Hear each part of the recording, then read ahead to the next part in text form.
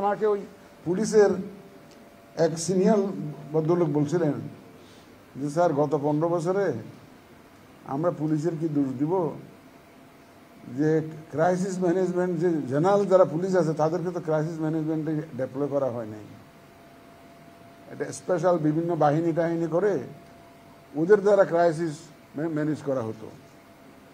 সুতরাং ক্রাইসিস ম্যানেজমেন্টে পুলিশের মধ্যেও সমস্যা আছে। সমস্যা হলো যে কারণ তাদেরকে they are not use, they are not utilise to deal with the crisis, to deal with the challenges.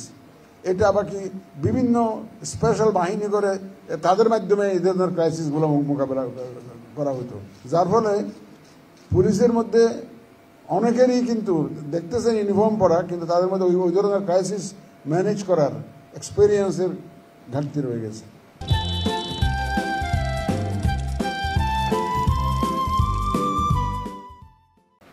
এটা ওনারা ব্যাপক ট্রেনিং অর্গানাইজ করতে। আমি I thank from the core of my heart to the police department যে ওনারা এখন জোরে training শুরু করেছেন।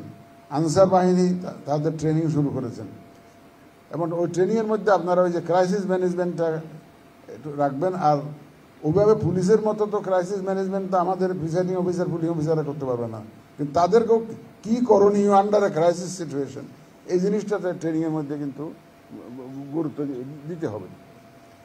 আমি আবার গত রাত্রে একটা জিনিস ভাবতেছিলাম, আমাদের এখানে ইউএনডিপির অ্যাসিস্ট্যান্ট ডিরেক্ট কান্ট্রি রিপ্রেজেন্টেটিভ আছেন। We are thankful to UNDP for all the support they are extending to us. ওনারা অনেক সাহায্য করছেন। আমি ওনাকে একটু অনুরোধ করবো আইফএসের সাথে কোঅর্ডিনেট করে একটা লজিস্টিক ট্রেকিংটা আপনারা একটা ডিজাইন করে দিতে পারেন কিনা আমাদেরকে। আমরা যে লজিস্টিক বিভিন্ন ইউজ করবো ইলেকশনের দিন, ভোটের বাক্স থেকে আরম্ভ করে ব্যালট পেপার থেকে আরম্ভ করে যত লজিস্টিক্যাল সাপোর্ট যাবে, এটা যদি ডিজিটালি আমরা ট্র্যাক করতে পারি সেন্ট্রালি, এটা একটা বিশাল হেল্প হবে। আমার মনে হয় UNDP should try to explore this